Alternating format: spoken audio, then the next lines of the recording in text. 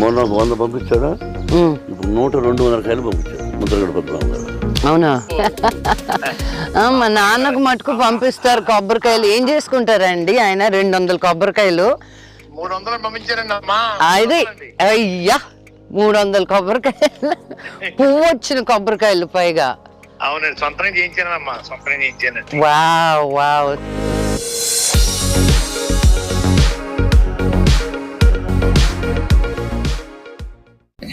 ఇదే కొబ్బరికాయ నాన్నగారు చెప్పింది.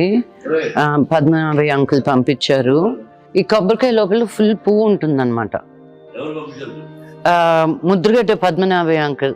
డాడీకి మాకు మా ఇంట్లో పచ్చడి అంటే అంకులే సమ్మర్కి పంపిస్తారు ఇంత జాడీలకి. అవే డాడీ డిస్ట్రిబ్యూట్ చేస్తారు మా అందరికి. మళ్ళీ రకరకాల ఫుడ్ ఐటమ్స్ పంపిస్తూనే ఉంటారు ఆయన. కొబ్బరికాయ కొట్టనా? ఓకే, దాకా కొట్టి చూపిస్తా.